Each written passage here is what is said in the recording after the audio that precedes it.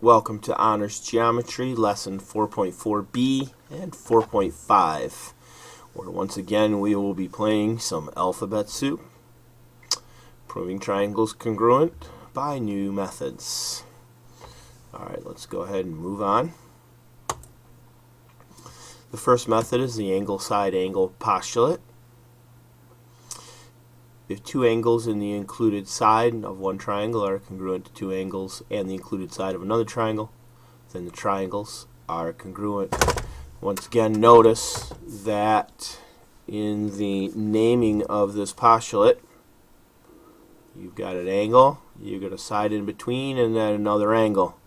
Then when you go down and look at the picture, notice that you've got an angle, a side in between them, and then another angle of one triangle congruent to the same parts on another triangle. Remember that the side has to be between the two angles on the triangle in order for it to be angle-side angle postulate.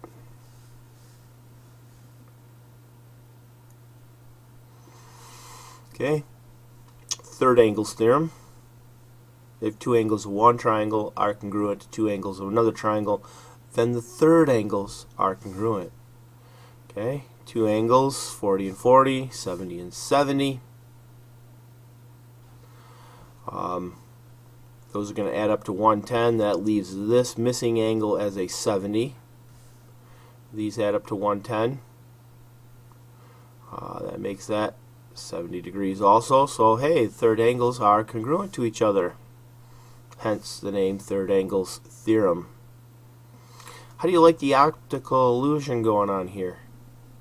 Doesn't this 70 look bigger than that 70, and this 40 look smaller than that 40? Those are the same size numbers. Alright, this third angles theorem will help us prove our next congruency theorem. The Angleangleside theorem.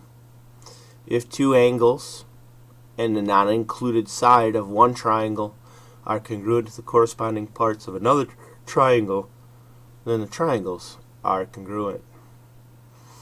So we have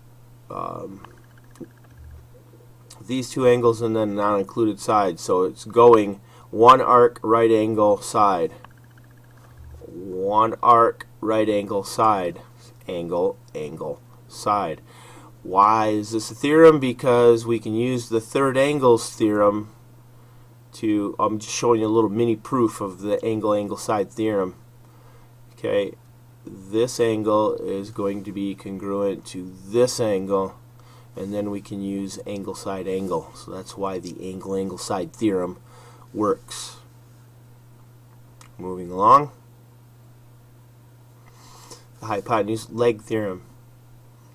If the hypotenuse and one leg of one right triangle are congruent to the hypotenuse and leg of another triangle, then the triangles are congruent.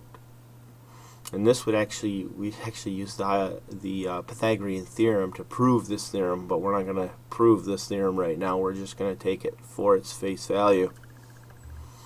Hypotenuse. Oh, wow. The hypotenuse is the side that's opposite the right angle. So it's the three tick mark side on both triangles. Those are the hypotenuses. The legs are the sides of the right angle. So that's one leg and that's one leg. These true triangles are congruent using hypotenuse leg. Whenever you see a right angle, the first thing you should think is hypotenuse leg theorem. That's the first thing you should think of. That does not necessarily mean that it will be hypotenuse leg, but that is the first thing that you should think of. Alright, now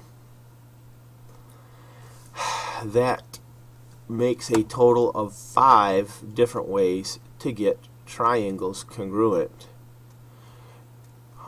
Yesterday we learned the side, side, side postulate.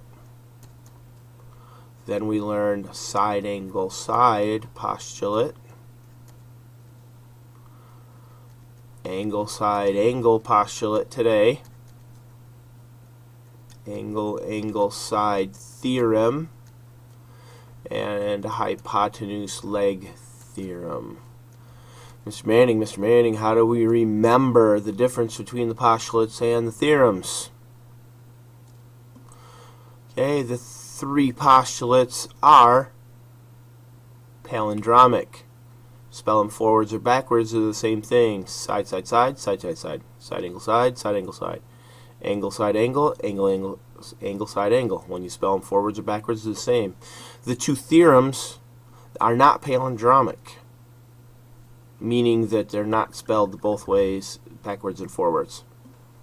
And that's the way to remember between postulate and theorem.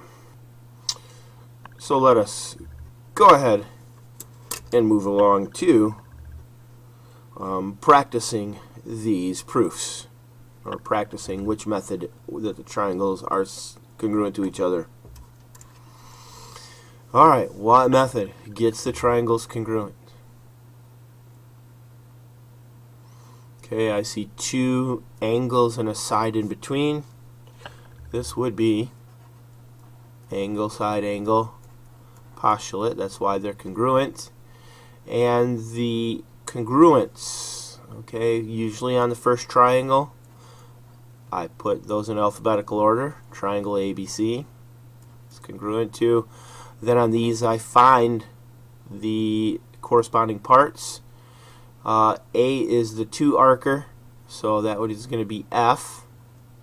B is the angle that isn't marked at all, so that would be E. Triangle fed. Triangle ABC is congruent to triangle fed.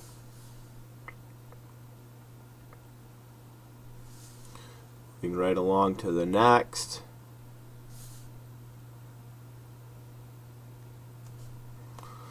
Alright, I see two angles and a side that's not in between those angles.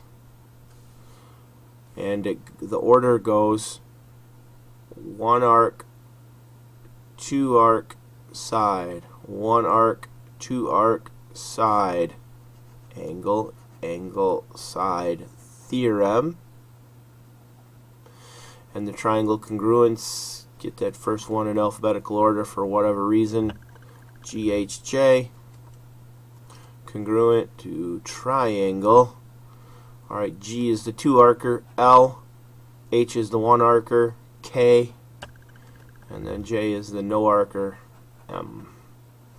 Triangle GHJ is congruent to triangle LKM.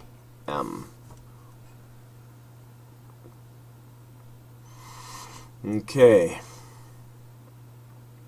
I see right angles. I'm thinking hypotenuse leg, but right now I only see that the hypotenuses are congruent to each other.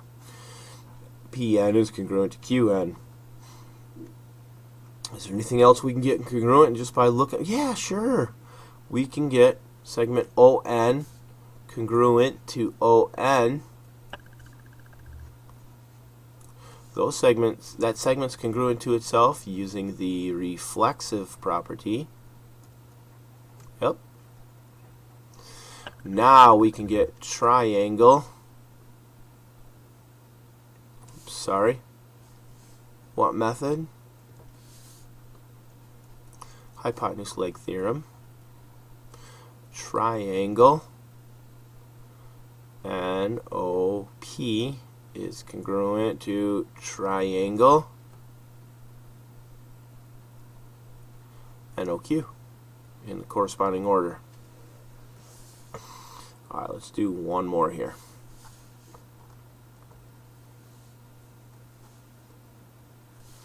I'm going to need to extend the page. There we go. Okay, let's see here. We have UV congruent to SV, and I think we can also use the vertical angle theorem to get that angle congruent to that angle using the vertical angle theorem. And And so we need either side or another angle. These triangles are not necessarily congruent to each other. We don't have enough information the way it's given. Let's go ahead and move on. Sorry about the choppiness there. Let's go ahead and move on to the next practice. What extra piece of information is needed to prove that the triangles are congruent using the following three methods? Side, side, side. What else would we need to know or prove so that we could prove the triangles are congruent using side, side, side? We would need the third sides to be congruent. So we would need segment AC congruent to segment ZN. Then we could say that the triangles were congruent using side, side, side postulate. If we knew those two things, then we could use side, side, side. How about if we were trying to prove the triangles were congruent using side, angle, side? Well, we would need to have an angle in between the two sides. So we would need angle B congruent to angle M.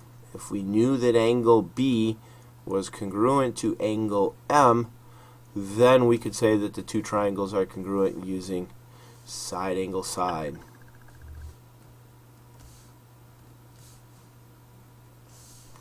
And then what would we need to know in order to use hypotenuse leg theorem? Well, obviously we'd need to know right angles. So we would need to know that angle C and angle N are right angles. That's what we would need to know. That angle C and N are right angles. If we knew that, then we could use hypotenuse leg theorem.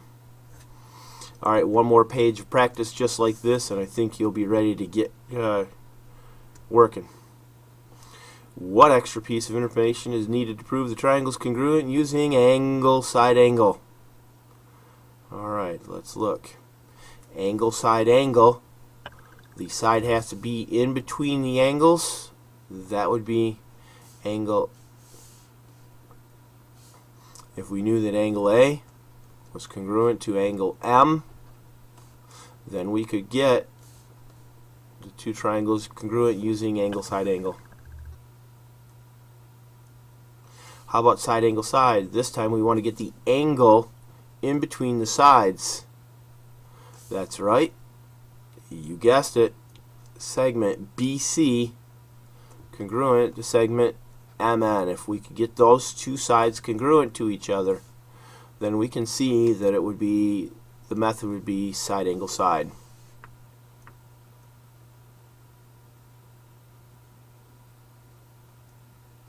Alright, hypotenuse leg. Well, we've got a pair of legs that are congruent. We need a pair of hypotenuses congruent. That would be segment AB congruent to segment MN. If we know that those two segments were congruent, we could use hypotenuse leg theorem to get the triangles congruent. And how about angle, angle, side theorem? This time we need two angles and a non-included side. So we can't use A because that would include the angle, it would surround the angle. It would have to be angle B and angle N. If that were the case, then we could say that the triangles are congruent using angle, angle, side theorem. Angle B congruent to angle N. This does conclude Honors Geometry Lesson 4.4b and 4.5. Quite the alphabet soup. Once again, side, side, side postulate. Side, angle, side postulate. Be careful how you spell that. Angle, side, angle postulate. Whoops. Angle, side, angle postulate. Angle, angle, side theorem. And hypotenuse leg theorem. Have a good evening. Thank you very much, and we'll see you in class.